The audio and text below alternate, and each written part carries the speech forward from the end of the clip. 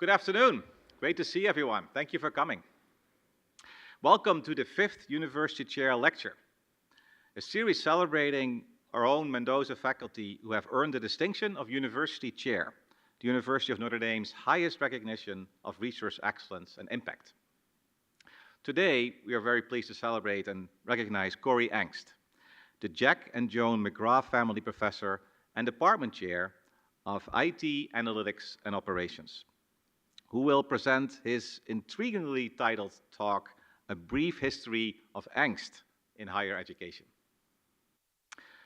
Let me start by particularly welcoming several special guests. Corey's wife, Wendy, and his children, Lily, Caden, and Jana, and Lily is still on her way. Welcome also to Corey's doctoral advisor, Dr. Ritu Agrawal, who will introduce Corey in a few minutes. But first, I would like to say a few things about Corey. Corey's research explores the transformational effects of information technology, examining how technology shapes organizations and society, and how IT creates value.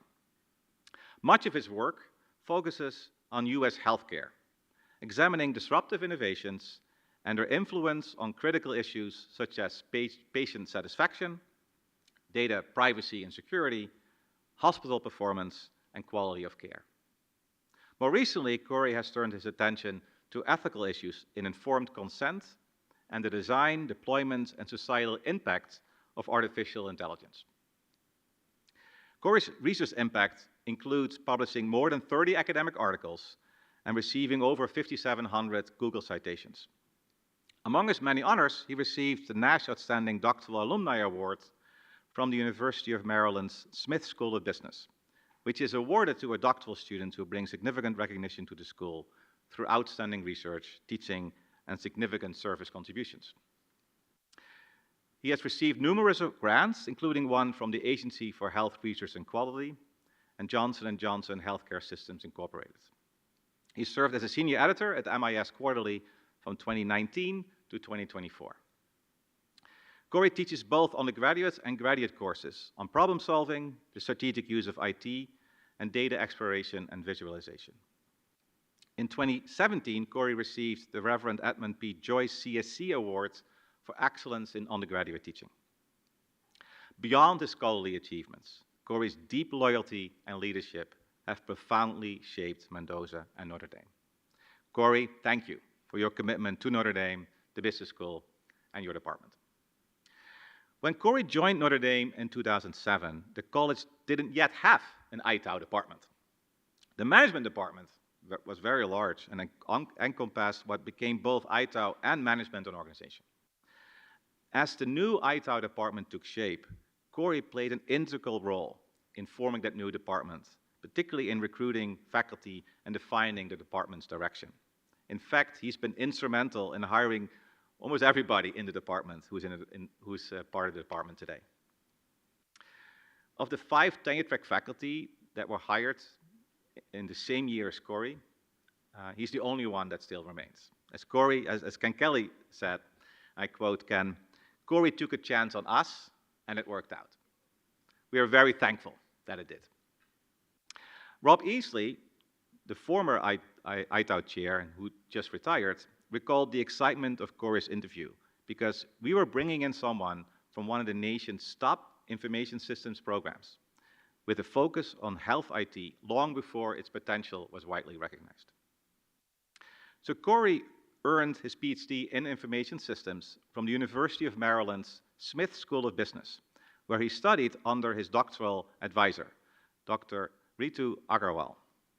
Dr. Agrawal is the William Polk Carey Distinguished Professor of Information Systems and Health at the Johns Hopkins Carey Business School and founding co-director of its Center for Digital Health and Artificial Intelligence. A leading scholar in the digital transformation of healthcare, Dr. Agrawal has published extensively in top journals, including Information Systems Research, MIS Quarterly, Management Science, and Health Affairs.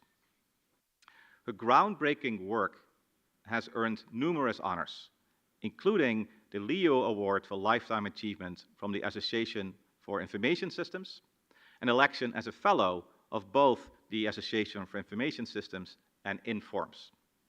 She has also advised national health agencies, such as the National Institute of Health and the Agency for Healthcare Research and Quality. According to Corey, his advisor has, and I quote, the uncanny ability to take a really ill-formed, underdeveloped idea and help you craft it into something interesting, end quote. Probably referring also to himself. I'm delighted to invite Dr. Agarwal to the stage to introduce Corey. Please join me in welcoming Dr. Ritu Agarwal.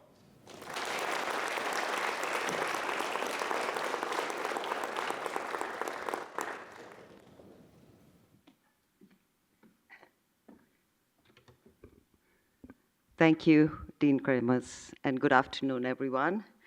Distinguished guests, friends, and of course, Corey's cheering squad, welcome to this very, very special occasion. I'm coming back to Notre Dame after 25 years, and I'm happy to report that not much has changed, even though the Morrison has gotten a makeover. When Corey invited me to ask if I would come and do his introduction today, I was delighted to say yes. But when I sat down at my computer to try to craft the words that I wanted to use to introduce Corey, I was at a complete loss. And you can imagine how uncomfortable and disconcerting a feeling that is for someone who makes a living communicating, both writing as well as speaking. Why was I at a loss for words? For those of us who have dedicated our life to academia, to the pursuit of truth and the desire to change hearts and minds, extrinsic gratification or rewards are very few and far between. But we persevere. We are propelled by our own demons, by some inexplicable intrinsic motivation, and a passion to make a difference. So today is one of those days of supreme extrinsic gratification for me, which left me initially bereft of words. We are here to celebrate Corey Angst, to honor his accomplishments and recognize him by awarding him a chair. Doubtless, it's a moment of great pride and joy for the Mendoza School and for everybody at Notre Dame and for everybody who knows and loves Corey. But remember, for me, this is deeply personal. Okay, enough of how thrilled I am.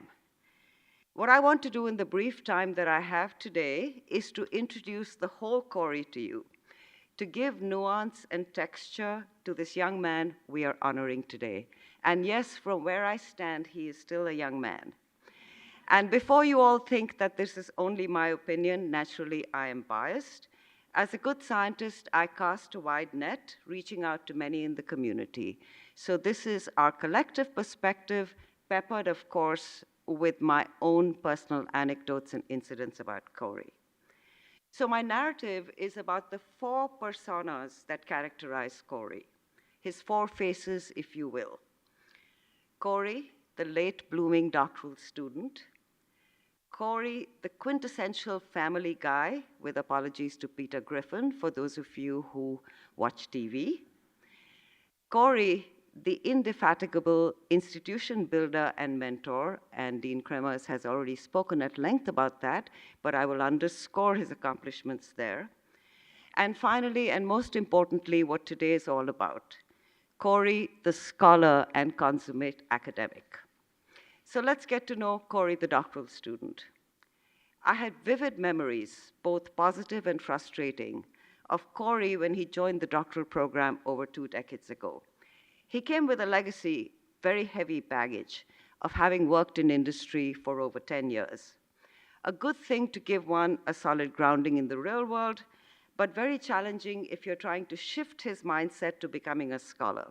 So my first task was to help Corey unlearn everything that he had picked up in practice, to step back, forget about the next day, and zoom out to a higher plane, to think about big ideas and theory and important questions and the answer to so what in everything that he proposed. And unsurprisingly, Corey was a quick study. His appetite for learning was insatiable, as was his hesitation in showing me anything that he had written until I asked him for the 45th time. Yes, Corey sought perfection early on, refining, questioning, interrogating everything that he wrote, conceptualized, or proposed. At that time, I suspected because he did not want to see me scowl and knit my eyebrows, and that's why it took him so long to give me stuff that he had written. So while in the doctoral program, Corey did something that very few doctoral students would do. He became a partner with me in our new entrepreneurial venture, the Center for Health Information and Decision Systems, that I launched in 2005 with Corey as the inaugural associate director. Now, many would argue that taking on such a role in a doctoral program is an extremely risky thing to do, but we were both driven by a desire to do some really meaningful work in a sector that is so broken and so in need of help. The rest is history. As Dean Kremers told us, Corey's dissertation unpacked the role of information systems and technology in transforming healthcare, addressing questions and providing insights for both policy and practice, implications not only for future work, and I'm so delighted that he still continues this important work even today. I so vividly remember the thrill of those days fondly. Corey getting his first paper accepted, finding our first industry partner, launching a national map of health IT initiatives. Those were good times. And that was one place where Corey's industrial experience was a big help. Second persona, Corey, the quintessential family man. I have met very few people in my life who are as devoted to family as Corey. Holidays back in Michigan with the gang, taking care of parents and siblings, and of course, Wendy and the kids. In academia, we talk a lot about work-life balance. Corey has managed to navigate this tension masterfully, as he does with so many aspects of his life. The thrill on his face when their first child was born.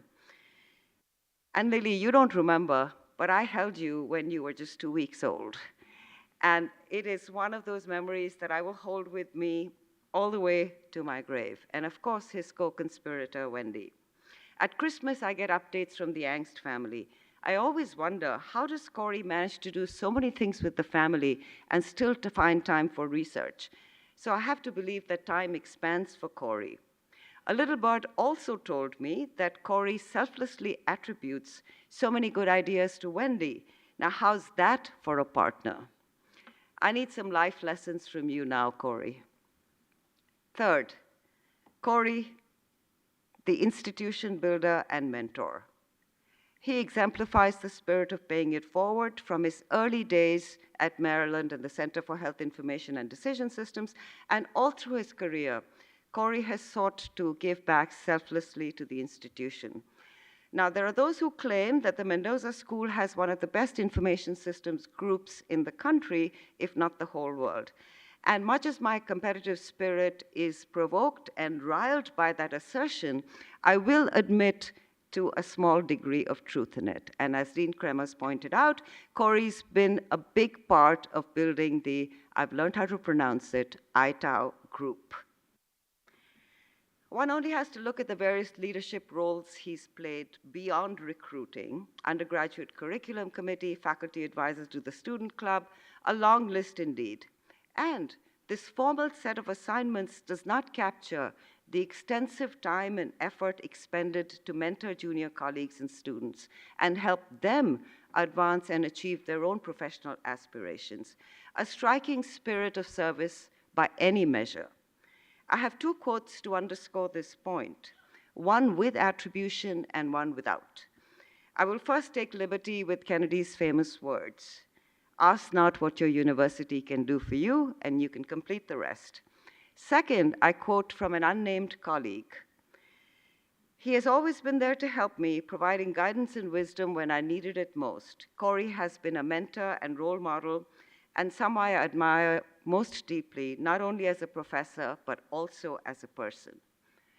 And finally, Corey, the scholar and consummate academic, which is what today's celebration is all about.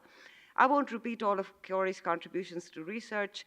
Dean Kremers gave us a window into that, 32 publications in refereed journals, a remarkable achievement by any measure, an equally impressive and frankly exhausting list of presentations at top conferences and at many leading business schools around the country. I told you something's not quite right with the way time works in Corey's life. But these accomplishments don't tell the full story. What is remarkable about Corey's intellectual contributions, and I say this with no equivocation, no hesitation at all, is that these are not simply lines on a vita. Each research project reflects a cumulative body of work seeking to tackle some of the most pressing societal and business challenges that we face.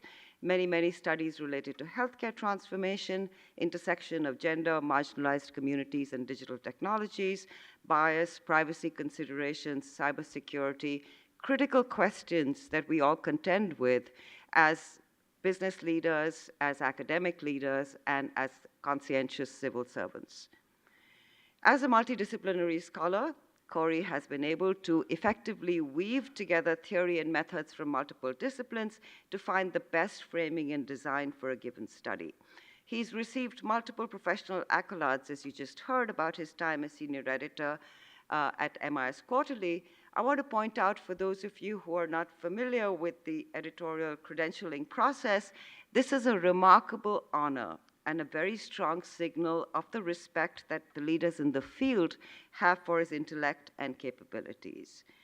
Effective team science, effective collaborations is something Corey excels at. And now, for even more nuance and texture, let's celebrate Corey's human qualities. He's someone who's remarkably cool and chill. You only have to look at him to know that. In all the years that I've known him, I've never known him to lose his temper or composure. I should ask the kids if that is indeed true. He is a tireless Notre Dame football fan. He's got his million-miler status and platinum loyalty card and everything else that the Notre Dame football program will give him. Incredibly humble, earnest, kind, welcoming, loyal, an excellent listener, unpretentious, devoted. The list of flattering descriptions would keep us here all night, so I will stop. But I will end my introduction today with did you know this about Corey's story? And don't panic, Corey, it's not that one. Just kidding. Just kidding. But seriously, so during his sabbatical, Corey enrolled in an undergraduate course on Augustine's Confessions. He sat in a lecture hall in a tiny fold-over desk, a hall filled with hundreds of 18 to 22-year-olds. You all know the Notre Dame undergraduate population. He diligently took notes, kept up with the readings, and fully immersed himself in the experience. Now think about that for a minute. Someone with a unitary focus on career advancement may have selected a course in machine learning or advanced econometrics or some other arcane topic that would directly correlate with research productivity, but not Corey. Instead, this lifelong learner volitionally chose to expand his mind, to activate new neural pathways in his brain. Now, that is the hallmark of a true intellectual. Congratulations, Corey, a well-deserved honor. I am so proud of you.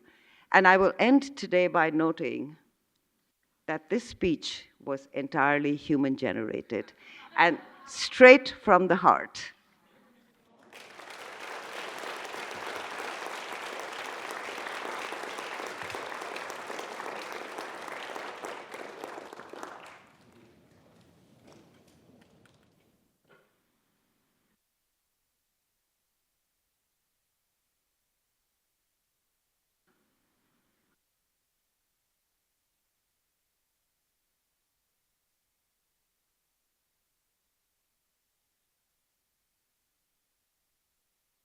Wow.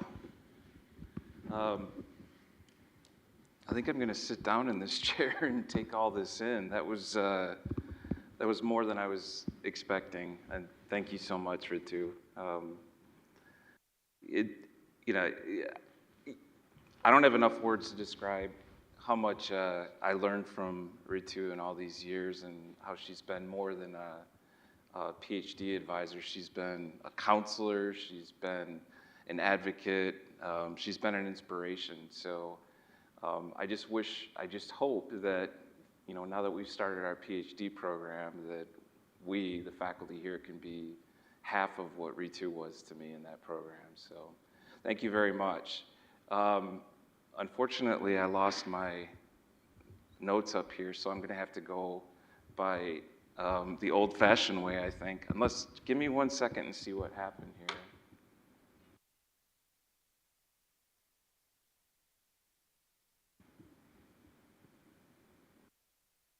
I don't know if Frank is still here, but we lost our system. I think I got it back. All right, so yeah, it's funny that Ritu brought up Notre Dame football, because when I was asked to speak, I don't know what it was, a few months ago, Martin said, "You can talk about anything you want." And I said, "Awesome. I'm going to talk about Notre Dame football, and I'm going to bring Marcus Freeman in, and we can have a little fireside chat." And he said, "No, you got to talk about research a little bit." So I decided that instead I would do this. I am going to talk about a few things that you might not be expecting. I'll get to my research, but the who I am part, I feel like maybe Ritu already hit all those pieces of it. But I want to talk a little bit about the mission at Notre Dame and how it really fits with me. I'm going to give some lessons for the students who are here, particularly the undergrads, and thank you for coming. And that way, if you need to get out early, you can get out before I start talking about research. But I also want to talk about what the future might hold for me, and I hope that all of that is very positive, and I'm optimistic and excited to be able to bring these things to you.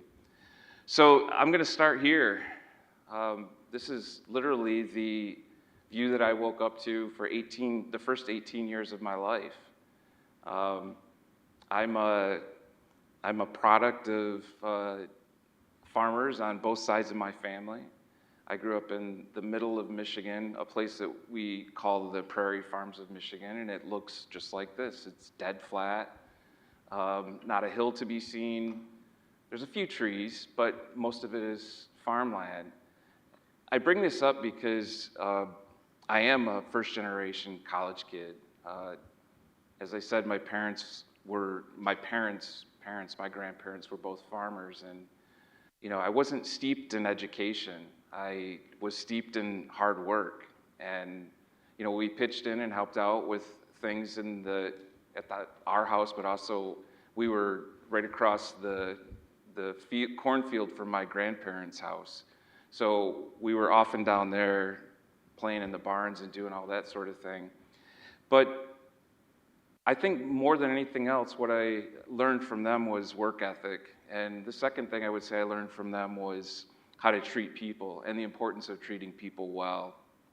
And I was really fortunate to have wonderful role models on both sides of my family to be able to introduce that to me. So this is where I was going to give a little briefing on that'll help out the students. This is sort of what my life has looked like so far. And when you name your presentation A Brief History of Angst, everybody in the hallway is coming up to me and saying, "I can't wait to see your presentation. I love the title." And I'm thinking, I'm never going to deliver on a presentation that's as good as this title. So I hope I can bring some, I don't know what, enjoyment into this as well. But my history started probably different than most academics, and Ritu alluded to this, that I'll never forget, I wasn't going to talk about this, but I'd never forget sitting in her office, and she said, "You need to stop writing like a consultant. You sound like a consultant." And all this, every part of my life prior to that was being complimented about writing like a consultant, and here I am being untrained, to actually write like a researcher, a scholar. But I studied engineering as an undergraduate, and it wasn't because I did a bunch of research. I'm pre-internet, for those of you that have any sense what that means. I couldn't just, go to Google and search up what an engineer would do. You actually had to go to a library and figure these things out. But I didn't have role models that were engineers or certainly professors in my life. But figured since I like to tinker with things, I love tearing things apart. Wendy will tell you that everything in our house is fixed, nothing broken, because I can't stand it that way. But I figured engineering was for me. So I did a mechanical engineering degree, and that's where I started, and ended up in industry for a long stretch of time, 10 years actually. But Wendy entered my life then, and everything changed. And here I am, this boring engineer from small town Michigan. So I figured the only way I'm going to land Wendy is if I tell her that I'll travel the world with her. So literally 3 months after we got married, I took an expat assignment in Western Australia, and we took off. And much to our parents' chagrin, we ended up doing our first overseas assignment. And I would say, and I didn't introduce this, but the two colors up there, I think they're teal and red, am I right? Well, let's go with that. But some of these things have been transformational, and some have been like what I would call more typical or conventional. But doing an expat assignment for you students, I think it's one of the most important growth periods in my life. And even in a culture like Australia that's not that different from the United States, it really was an eye-opening experience. So I ended up staying in industry for about 10 years, and that went through California, Australia, up in Kalamazoo, Michigan, where we started, and landed in Wilmington, Delaware, where I was on site at DuPont as an internal consultant for 3 years. But that's also where I started doing my part-time MBA, and it wasn't 2 weeks into the program when I realized I didn't want to be a senior manager when I came out of my MBA program, but I wanted to be in front of the classroom like this. I wanted to be a professor. So from that moment on, I really just, for 2 years started looking at PhD programs, and, I was so excited about the fact that I had this love of technology, also a love of business, and there happened to be this world-class program right down the street in Maryland. That's a bit of an exaggeration. It was 2 hours commute on a good day from Delaware. But I met Ritu, and I met a couple of the other professors in the program, and just thought, this is for me. I don't even need to look anymore. This is what I want to do.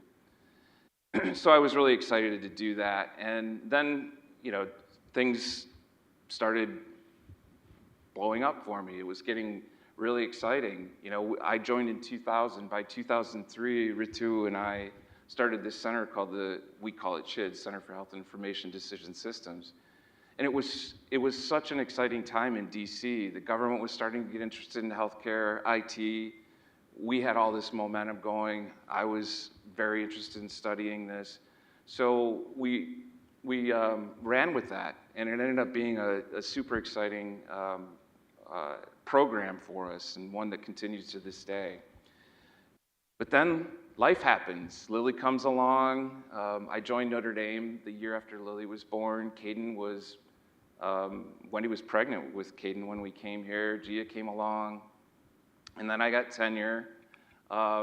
This is one of those weird things in life. We ended up doing Notre Dame Australia program, and we took students with us over there. We lived 2 miles from where we did in 1998 when Wendy and I went over to do our expat assignment. So it was just one of those strange coincidences. Then we adopted the favorite member of our family, Finn. Can't be here today. He's not allowed in Mendoza anymore. At least not when anybody's looking.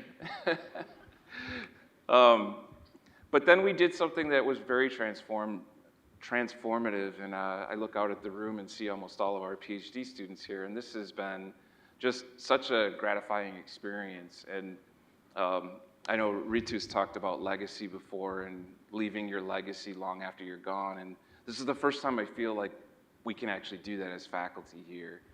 This is a brand new PhD program. There's only 2 in all of Mendoza, and I happen to think that we've got an awesome group, and we're super excited about having our first cohort enter the workforce next year. What did I do next? I can't read that up there. Oh, sabbatical, or research leave. I'm not supposed to call it a sabbatical.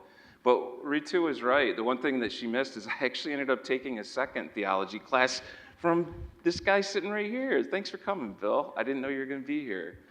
And I absolutely loved those 2 theology courses. Just absolutely fell in love with the readings, learned so much about stuff that I, didn't really have a good grasp on. What she didn't mention is I did take a coding class too. And I don't know if Xiaojing is here, but thank you for teaching me how to use Python. There you are, thank you. So yeah, how weird, I'm taking moral theology and Python. I guess that's what Notre Dame students do, right? So here I am now as a department chair, and I still haven't figured out if this is like conventional or going to be transformative to me. But I've been pleasantly surprised with this. It's been really enjoyable. I have awesome people that I'm working with. Our department is second to none, and I'll go to the grave with that. I think we are innovative and exciting and fun, and everybody is really wonderful to be around, which is, to me, the most important part. So I'm very excited to lead this group as best I can. But I don't know what's next. All I can see is there's a real tight hairpin turn coming up. I don't know what that is, but I'm hoping it will be something good, and I'm excited about it. Okay, so how did I end up here? Ritu, it's so strange going back like 20 years. This was literally 19 years or 18 and a half years ago. We didn't take as many pictures back then. We didn't have our phones with us constantly. But I don't know if you can recognize the little one there, but that's Lily right here. May 7th, 2007, the day I was hooded or received my doctoral degree. And something really special happened recently, too.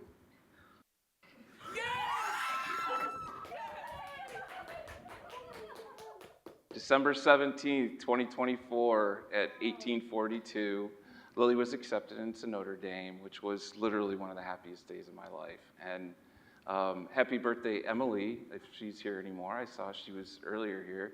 But Emily shares that birthday along with, I'm told, Pope Francis and Father John. So December 17th is a good day. Sorry to embarrass you, Lily. But there's one more embarrassing picture. I mean, how could she not be a Notre Dame kid, right? She was indoctrinated at a very young age. I used to have her stand, we have students over a lot, as many in the room have been, and we used to have her stand on our dining room table and sing the fight song, or the sad one, as she called it, the alma mater. So she can, we can have her do that right now if you'd like. No? Come on, Gia will join you. Okay. So, I'll show a few pictures and then I'll get into my research. But this is my family. So, mom and dad in the middle there. My mom is one of 13. My dad is one of 6. And these are just my brothers and sisters and their kids, so nieces and nephews. But, I grew up with literally 52 first cousins and I think at last count, like 126 second cousins. So we had, and everyone lived within 15 minutes of the homestead. So it's a weird place, right? Holidays at my grandparents were something special. I'll just say it that way. It was good for me, maybe not so much for people that you're bringing into the family. But anyway, I bring this up because I'll tell a quick story that everybody here is from Michigan. There's lots of Michigan fans up there. And when I was deciding about Notre Dame, I also had an offer from Michigan. And I thought for sure that they all wanted me to go to Michigan. So I ended up buying all this Notre Dame gear, put it in a box, and Wendy and I shipped it to my mom and dad. And I said, when you open this, just call me first so that we can kind of walk you through it. So anyway, mom calls and I'm talking to her and she's like excited and opening this up, and then opens the box, sees there's all this ND gear in there, and the phone just goes dead silent. And my dad, who's a man of few words, hops on the phone and says, I said, Dad, is everything okay? What's going on? And he said, Mom is crying. And she was so excited because all this time she thought I was choosing Michigan, that we were going to go there, but she really wanted us to come to Notre Dame. So this was not the last time that the Catholics beat Michigan. And I will talk one more about this as we come up here. But that was one of those really special Notre Dame memories. And I can attribute it to actually some people who are in the audience here who were asking me at a dinner a couple nights ago, what are your favorite Notre Dame memories? Well, I've given you two so far. That one, Lily getting in, and there's more to come. But both of Gia and Caden were baptized here at the Log Chapel. Special thing for us. We've celebrated lots and lots of football games here. I think at last count I've been to about 118 Notre Dame football games, home and away. This one was really special because my brother-in-law's in this picture, and he's a huge Michigan fan, and we beat Michigan 31-0 this day. It was 2014, and I'll still never forget the look on his face. We have everyone that knows us knows we have this old fire truck we tailgate on, but that's Lily with her friends. And this is the last picture I'll show, but it's my mom and dad, and you can see in the background the Golden Dome and the touchdown Jesus there on the right. And I have to say, we've had just an unbelievable experience being here at Notre Dame. I keep waiting for the honeymoon to end, but it's been 19 years, so I'm not sure it is going to end at this point. All right, so I love technology, and there's two reasons I'm showing this. I'm pretty sure that I was the first kid on my block to have a Commodore 64, and if you know what I'm talking about, you're at least 50 years old. Yeah, Commodore 64, I'm seeing some thumbs up out there. But I was always the first person, and still am, to get whatever gadget exists out there. I love technology. So when I came to Notre Dame, and all of a sudden this new thing was coming out called an iPad in 2010. It's hard to believe it was 15 years ago. It came out in April of 2010, and I immediately started emailing Apple. We had a contact there through a salesperson, and said, I want these for my classroom. I want to be the first professor to ever use these in the classroom. And I thought they were going to give them to me. It turns out we had to pay for them, but Notre Dame was more than happy to do this because, as Carol will know, this was, and I'll tell my kids this, the only time in my life I've ever gone viral. And I was, for about 6 months, internet famous. I'm going to use that term. You guys had to get that in there. But it's the only time I've done this, so I'll show this really quick. If I can. Ultimately, whether we like it or not, I think society is going to become digitized. It's just the way things are moving.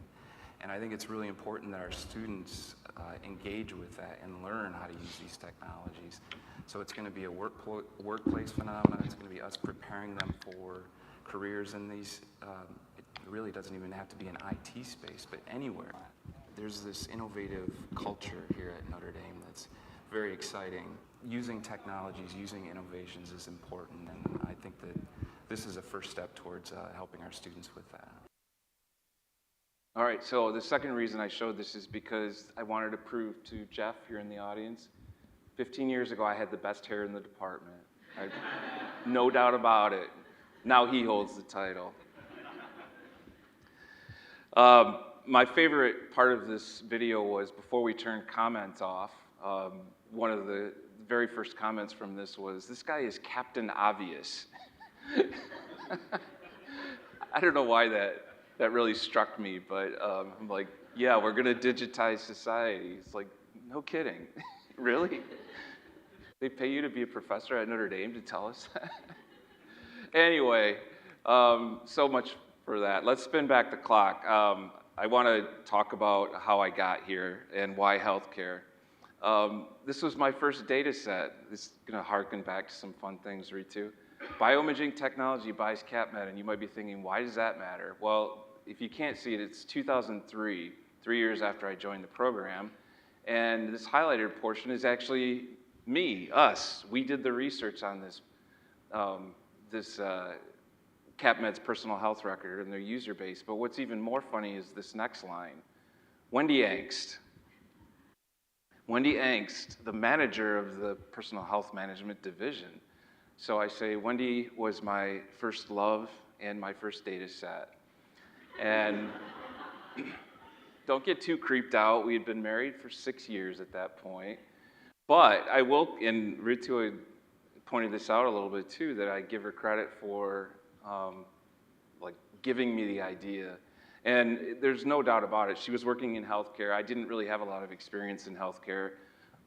But I did recognize that there was a lot of activity happening around this, particularly in this era that we were just so fortunate to be a part of from 2003 really until today, where everybody's worried about the cost of care going up, and you can see here it's not stopping.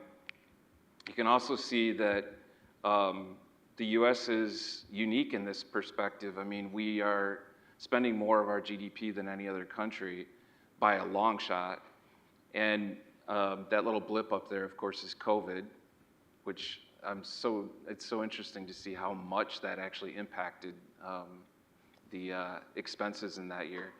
But we started, with all this spend, we would expect to get excellent care for this, but this was also at a time, 2000, when this really well-cited report came out saying that about 100,000 deaths were happening and that were preventable from medical errors in hospitals. And it got a lot of attention. The government paid a lot of attention to it, and you might think, well, it's good we got that under control. Well, some colleagues of Ritu's at Johns Hopkins did a study in 2016 that said actually that number is more than doubled now. It's 250,000 people are dying from medical errors.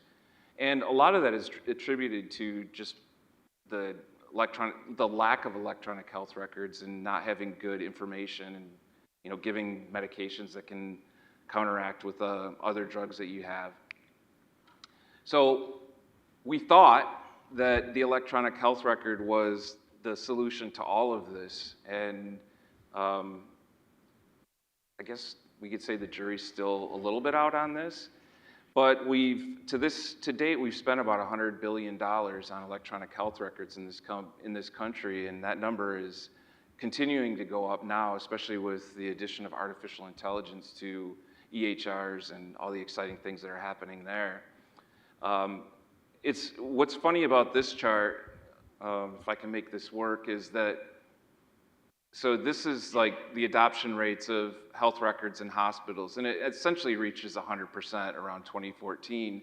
But what's fun about this is that Ritu and I were actually studying this stuff out here before that 2008 time frame.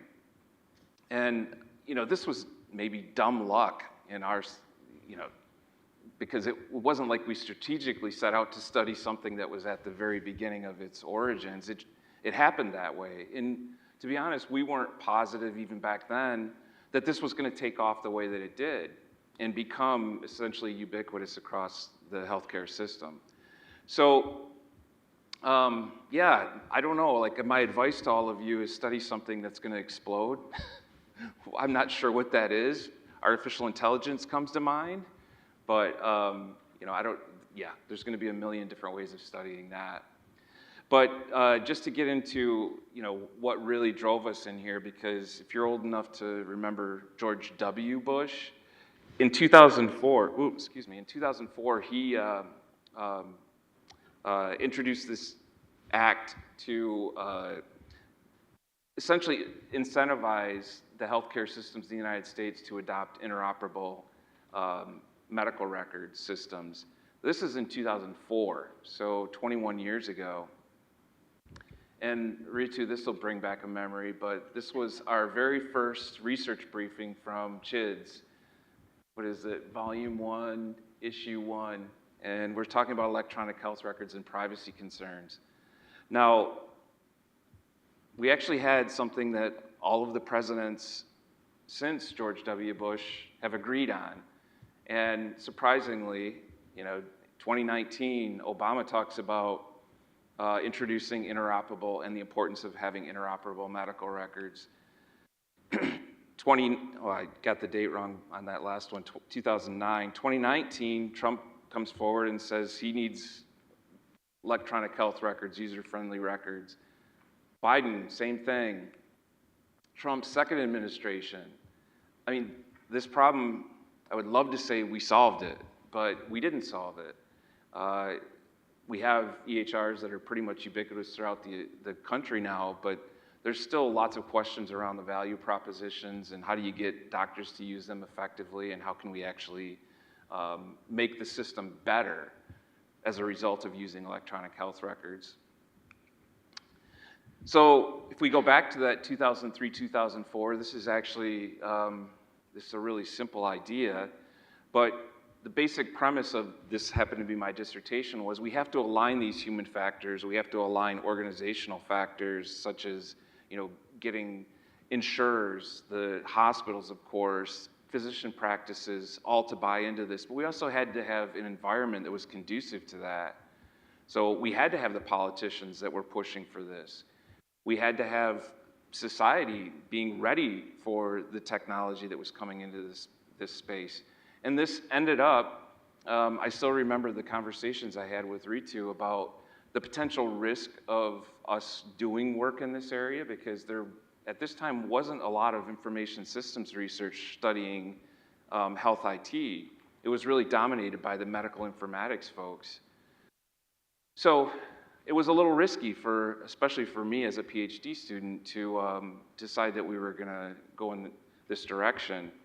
But we did, and it led to my dissertation. And Ritu, I know you don't know this, or I'm pretty sure you don't, but I don't know if you can see that there, but my dissertation has been downloaded 49,000 times. And I was tipped off of this a couple of months ago when someone said, do you know that you're the most downloaded dissertation at not only the Smith School, at the entire University of Maryland?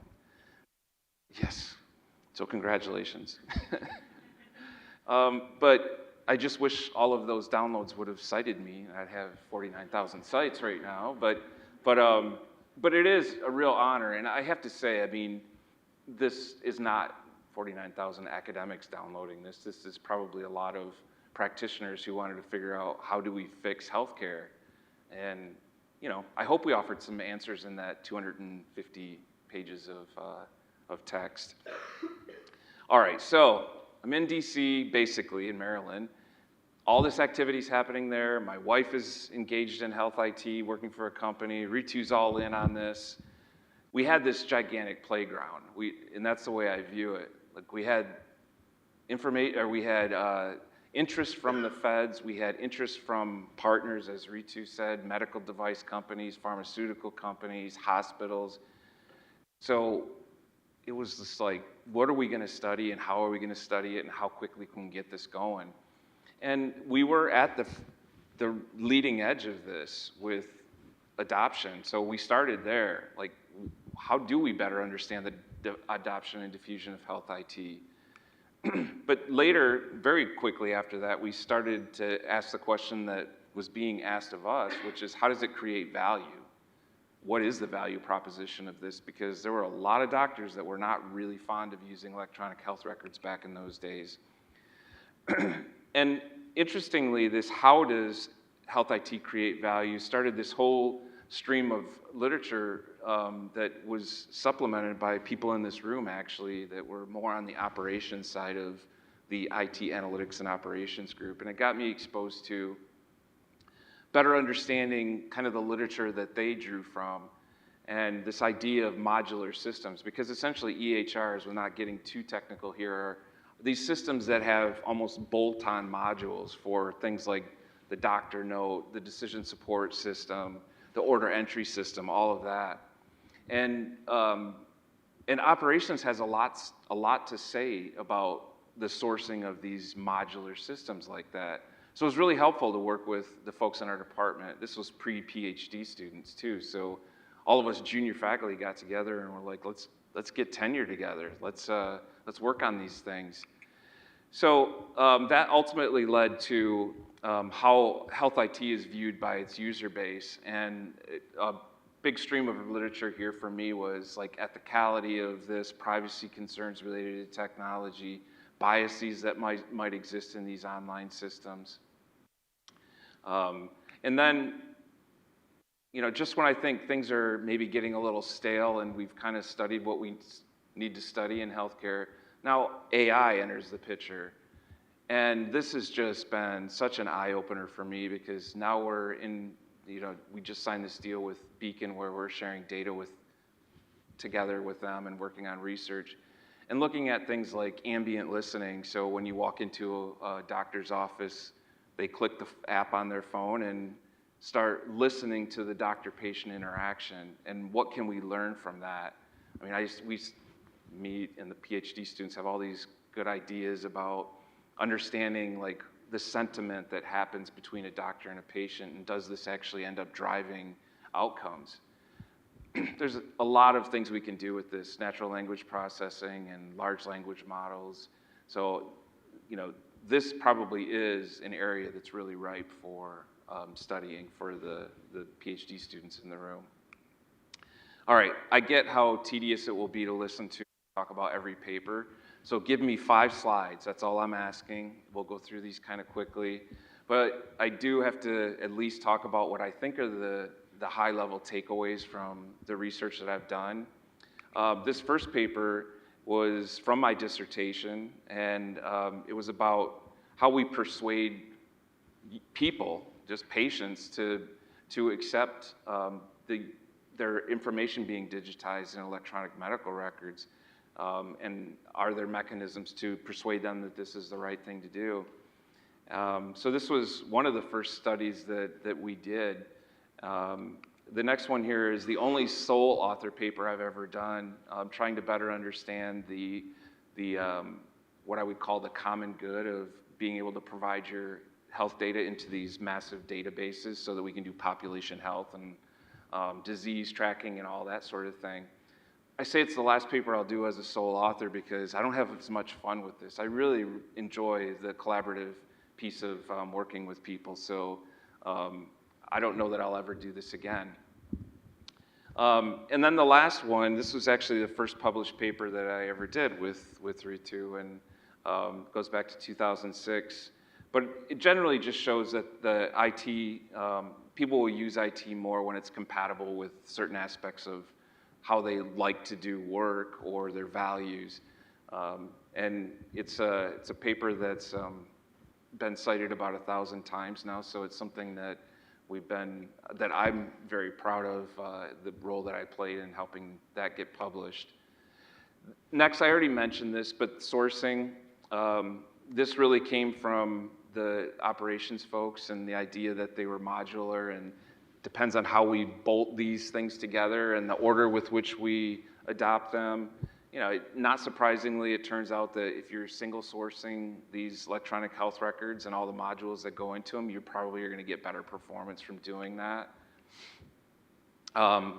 We did 3 papers really that were all in this similar stream and using the same data and coming at it from different angles. But this ended up being an area that I wasn't expecting to move into, but it was very gratifying, partly because we were publishing some of this work in operations journals, so our work was getting more exposure. But also, it was one of those moments of like learning where I felt like I was actually really learning something about a discipline that I didn't know as much about. So that was a lot of fun. And then how it spreads. This first paper.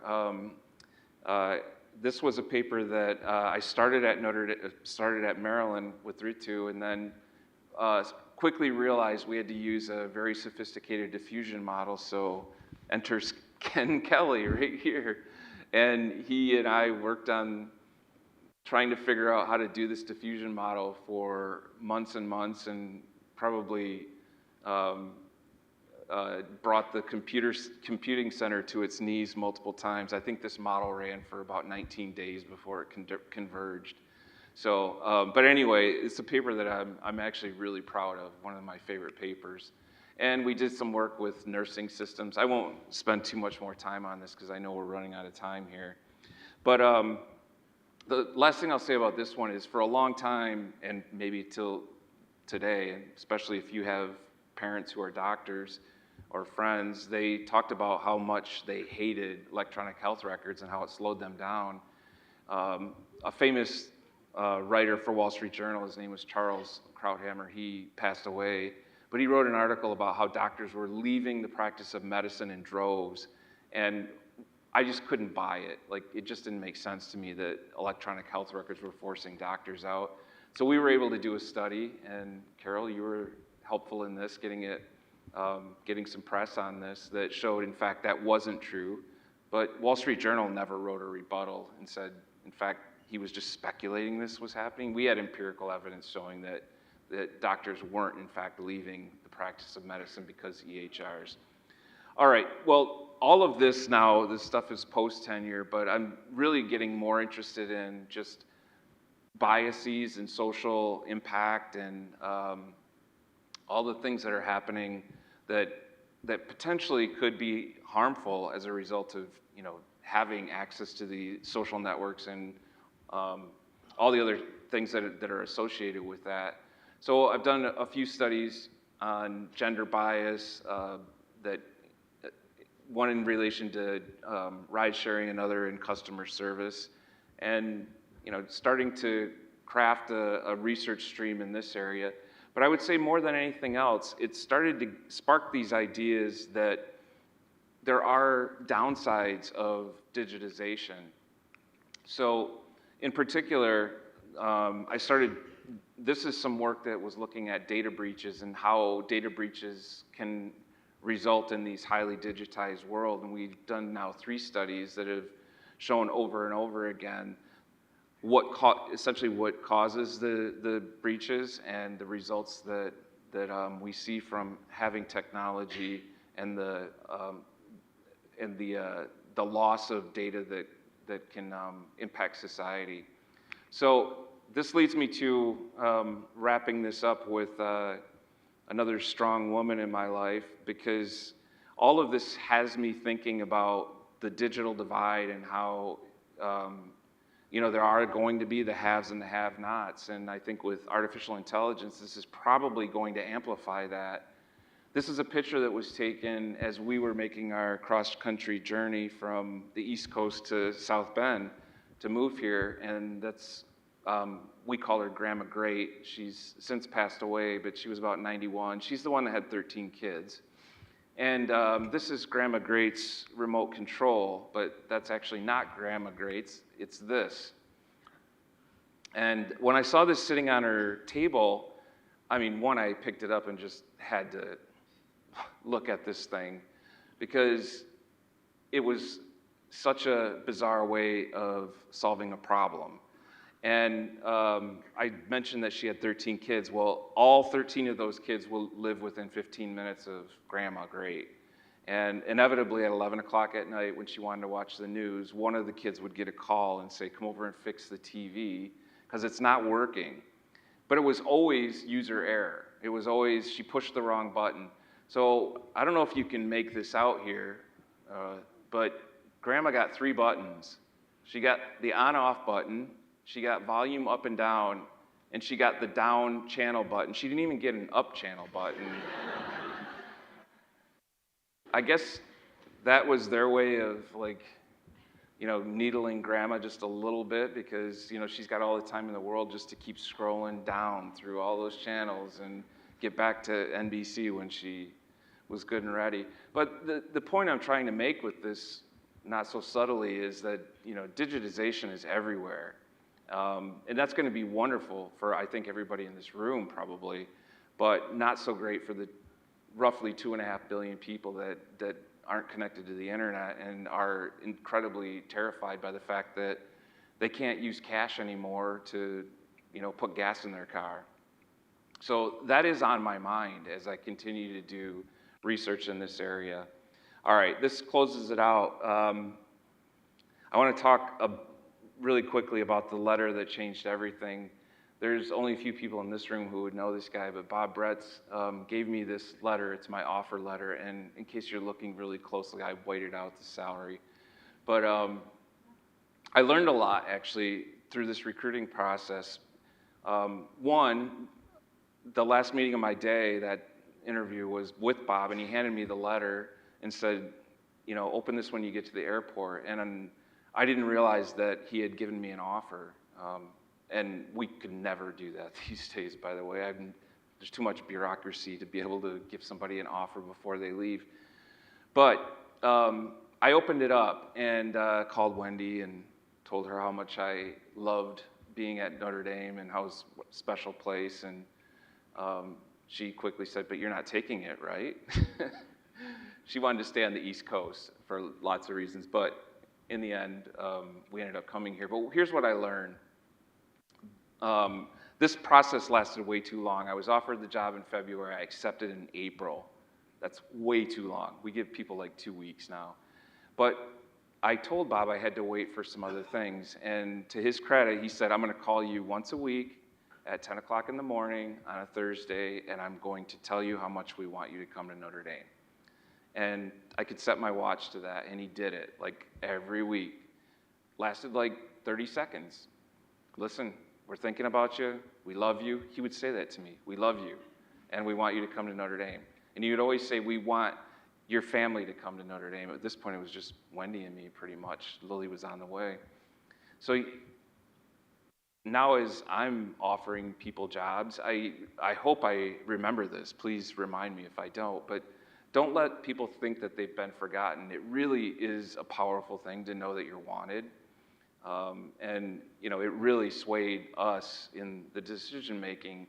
But I would say the most important aspect of this was recruiting the spouse, in this case, Wendy. I remember when Carolyn Wu, the dean at the time, called Wendy when she was commuting back and forth to Philly and said, "You guys belong here. We want you here. Your family, you need to raise your family here. Like, I really think this is the right move for you." And it touched both of us a lot. Like, Wendy came home that day and was like, "I can't believe the dean called me. Like, I don't even know how she got my phone number."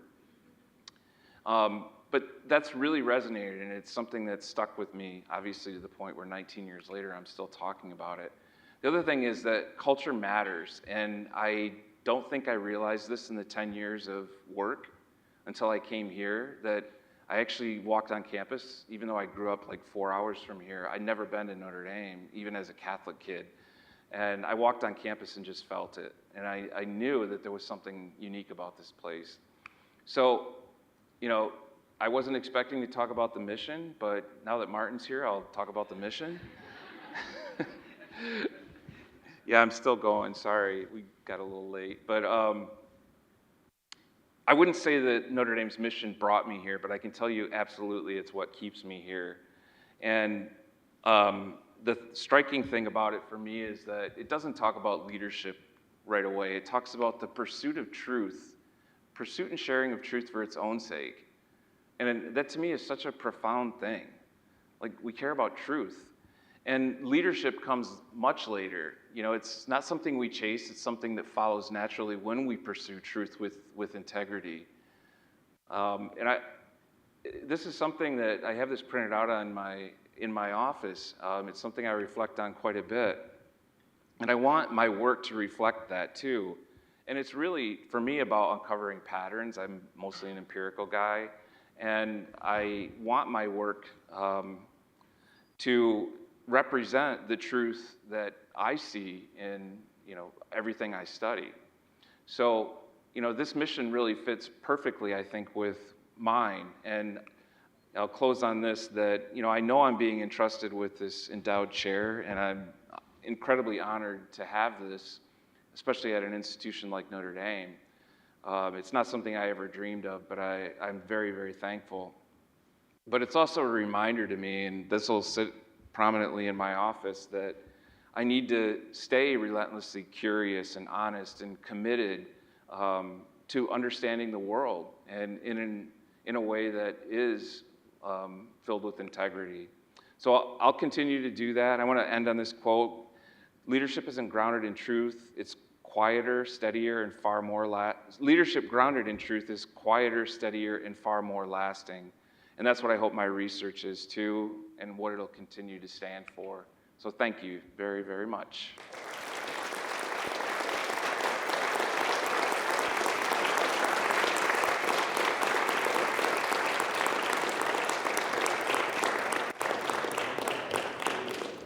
Thank you all for coming, and please join us for the reception outside. you.